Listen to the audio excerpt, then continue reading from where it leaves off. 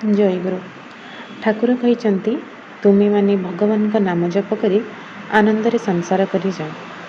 ଭଲ ମନ୍ଦ ସୁଖ ଦୁଃଖ ସବୁ ତାଙ୍କରି ଦାନ ବୋଲି ମନେକରି ତାଙ୍କର ଜୟ ଉଚ୍ଚାରଣ କର। ଆମ ଜୀବନରେ ସୁଖ ଆସେ, ପୁଣି ଦୁଃଖ ମଧ୍ୟ ଆସେ। ସଫଳତା ଯେପରି ଜୀବନର ଏକ ଅଂଶ, ସେହିପରି ପରୀକ୍ଷା ଓ ପ୍ରତିକୂଳ ପରିସ୍ଥିତି ମଧ୍ୟ ଜୀବନର ଏକ ଅଂଶ।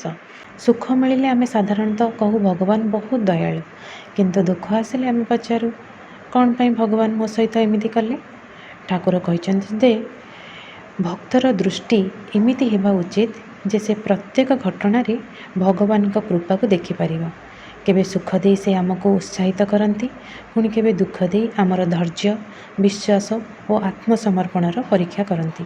ଯଦି ଆମେ ପ୍ରତ୍ୟେକ ପରିସ୍ଥିତିକୁ ଭଗବାନଙ୍କ ଇଚ୍ଛା ବୋଲି ଗ୍ରହଣ କରିବା, ତେବେ ମନରେ ଅଶାନ୍ତି ନୁହେଁ, ବରଂ ଶାନ୍ତି ଓ ଧୈର୍ଯ୍ୟର ଜନ୍ମ ହୁଏ।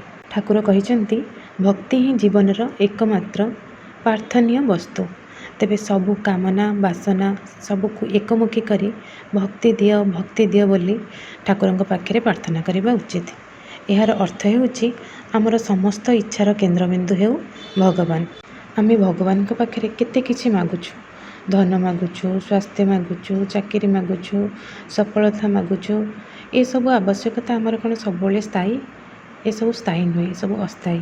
ଧନ ଆଜି ଅଛି, କାଲି ନଥାଇପାରେ। ଶରୀର ଆଜି ସୁସ୍ଥ ଅଛି, କାଲି ଅସୁସ୍ଥ ହୋଇପାରେ।